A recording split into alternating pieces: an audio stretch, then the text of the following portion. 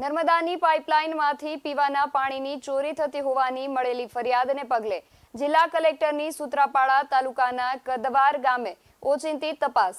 કદવાર ગામની સીમમાં ગેરકાયદેસર લગાવેલા પાણીના કનેક્શન ઝડપી પાડતા જિલ્લા કલેક્ટર દિગ્વિજયસિંહ જાડેજાએ કહ્યું કે જિલ્લામાં થતી પીવાના પાણીની ચોરીને કડકાઈ સાથે ડામી લેવામાં આવશે. ગીર સોમનાથ તેમજ સૂત્રાપાડા તાલુકામાં પીવાનું પાણી ન મળવાની મળેલી ફરિયાદોને પગલે કલેક્ટર દિગ્વિજયસિંહ જાડેજા અચાનક સૂત્રાપાડા તાલુકાના કદવાર ગામની સીમમાં પહોંચ્યા હતા. અત્યારે ઉનાળાના આકરી ગરમીને કારણે અને દરિયા કિનારે હોવાના કારણે ગીર સોમનાથ જિલ્લામાં પીવાના પાણીની સમસ્યા ઉદ્ભવતી હોય છે. તેવામાં નર્મદાની પાઇપલાઇનમાંથી ગેરકાયદેસર રીતે લગાવેલા પાણીના કનેક્શન કલેક્ટરની ઉપસ્થિતિમાં જમીનમાંથી શોધી કાઢવામાં આવ્યા હતા અને તેને જેસીબીની મદદથી દૂર કરવામાં આવ્યા હતા. ઉલ્લેખનીય છે કે સોનારિયાથી પ્રશ્નાવાડા જતી નર્મદાની પાઇપલાઇન વડે જિલ્લાના 12 ગામોને પીવાનું પાણી પૂરું પાડવામાં આવે છે.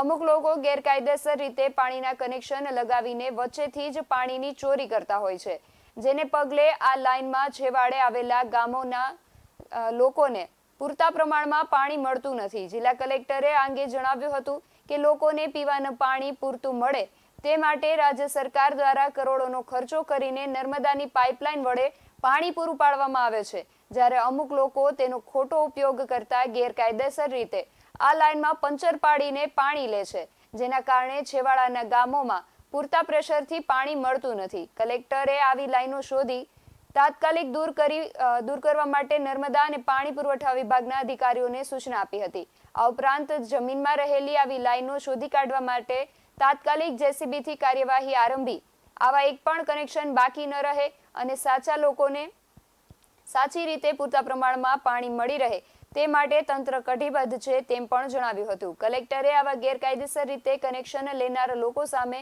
કડક હાથે કામ લેવા અને જરૂર પડે પોલીસ ફરિયાદ નોંધાવવા માટે પણ તંત્રના અધિકારીઓને માર્ગદર્શિત કર્યા હતા.